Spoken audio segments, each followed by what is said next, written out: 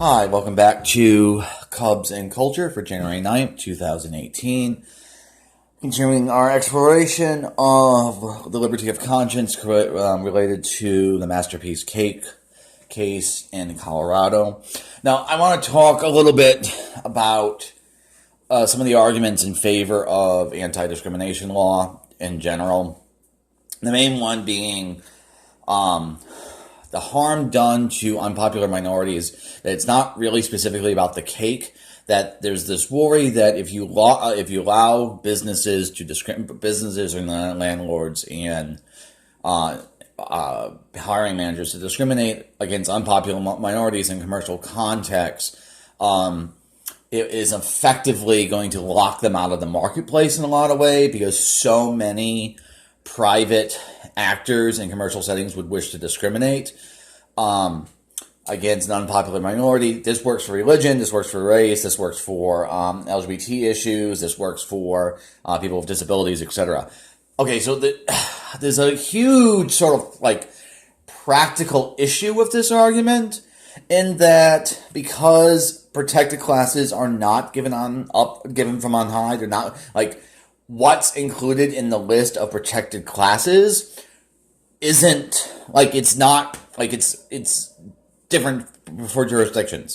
Okay, so as far as I know, handedness is not protected as a protected class anywhere. So I'm pretty sure I could put out a sign on a business that said no left-handed people allowed, or I'm pretty sure only in Michigan appearance is protected. So if I said something like no blonde people allowed, etc. So there's this practical worry as if the harm's about being locked out of the marketplace because so many people will discriminate against unpopular minorities. The problem with that is the places in which LGBT people need the most protection because private actors are discriminating against them the most are also the very same jurisdictions which don't have LGBT people as a protected class because these laws are passed democratically. Okay, so like there's always going to be minorities, of course, because Colorado, there's always going to be religious conservatives, or there's always going to be a minority group who wishes to discriminate against a certain class of people. But in general, if you have an anti-discrimination law for this class, most people either don't care or support the idea of not discriminating against that type of person as class. So there's sort of this huge third wheel problem with anti-discrimination laws, in that Alabama needs them, California does not. California has it, and Alabama does not. Okay? The other sort of argument for anti-discrimination law is if you allow for private discrimination, everyone agrees the state cannot discriminate because of the 14th Amendment and this in general, allowing the state to make the discrimination based off of morally irrelevant characteristics is really bad, and the argument's been settled for centuries. But to the enforcement of property rights in discriminatory ways. So if we allow businesses to discriminate based off of race, for example, it's de facto is going to have the state discriminate against black people because of the way in which the state has to enforce property rights. So if we allow a restaurant to say no black people, the state ends up enforcing the rule no black people in that accident discriminatory way. That argument's a little bit tougher, but again, we already allow discrimination in certain ways in which the state is involved. For example, me being queer, my parents are under no obligation to provide me inheritance. They could write into the will, Mitch does not get a damn dime because he is gay. And that would be perfectly legal. Likewise, the Mormon Church or the Catholic Church, everyone generally agrees that you can't compel a Catholic priest to violate his conscience. I can be kicked out of Mormon temple, and again, if I refuse to go or whatever, the state is ultimately enforcing the rule, no gay people allowed.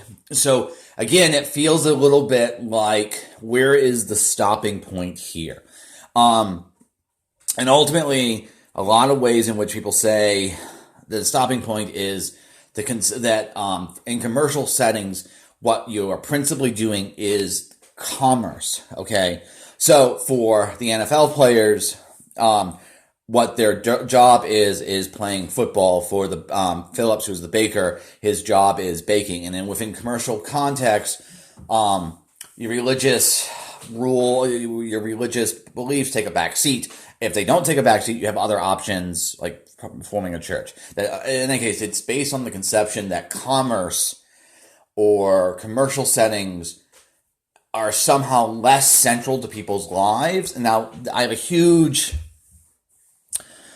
problem with this argument in that we spend most of our lives in commercial settings. Anytime you use a product, anytime you're shopping, anytime you're working, that's commerce. So I don't see how even if you spend only 30% of your time in commercial settings, that's still a hell of a lot of space. Okay, so maybe it's not central, but it's still a huge thing. The other thing is, to say commercial settings are less important is to presuppose the person's definition of the good. It's very well might be the case that Phillips, the essence of being a baker is to provide sweets for the public. And maybe he is trying to have his cake and eat it too, but I see no reason why his twin moral convictions that he wants to be a baker and a commercial baker, and he doesn't wish to be involved in same-sex marriages at all. Why it's necessary to pit those two against each other, or be unsympathetic by saying, "Hey, you know what? You're putting me something in a Hobson's choice, where I have to cripple some aspect of my life project or comprehensive doctrine, either my desire to be this career, or my religion." Okay, now, or for the case of the football, for the NFL, because of having national anthem, you're basically, again, if you took sort of the logic of commercial settings aren't central to what you're doing a commercial setting, the football players ultimately are being, in a sense, if you take that line seriously, that commercial settings are only about commerce, they're being somewhat, they're being too political, they're being political in an inappropriate way, because it's playing a football game, even with the national anthem, isn't about your deep moral convictions. So basically these two cases, even though I end up concluding one against the other, I feel like the arguments are so intertwined and mishmashed together that even though my gut tells me, yes, NFL players should be allowed to protest in this way, and you can be upset, but you shouldn't demand that the league make them stand. And likewise for Phillips, I feel he does have to serve queer people.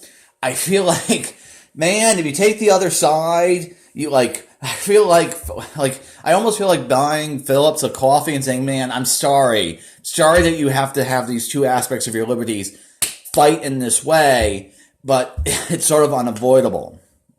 Okay. So I want people to have more sort of sympathetic for the other side, because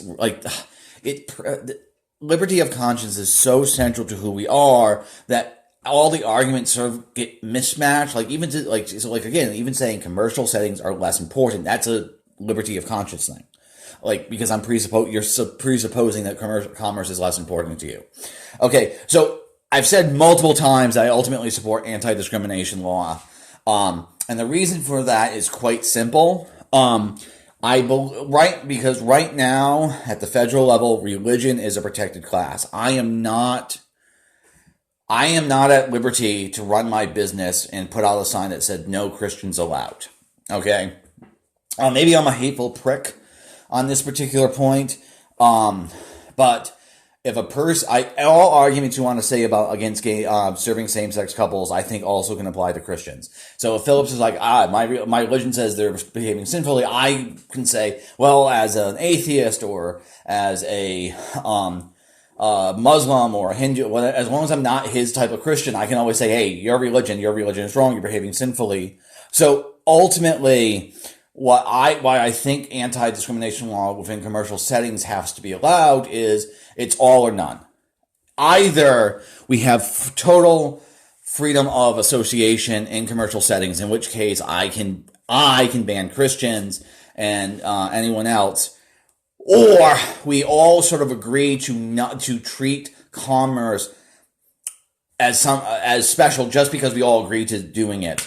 And so in that way, we lay down the arm of boycott and discriminating in commercial settings. Now, maybe that's not good enough for Phillips, and maybe it's still offering a Hobson's choice, but that, to me, I think is the way forward of talking about the way in which we're bound economically, and so we shouldn't start these private arms races along the discrimination of gay people trying to hurt Christians financially and Christians trying to hurt gay. It's war. Okay. I'm getting very, very ranty. I've been thinking about this case for like 3 days, so that's pretty much my spiel. I'm sure this was completely unsatisfactory, and probably also boring, but hey, it was fun. I've been ranting, so have a good day. Cubs and Culture out for January 9th.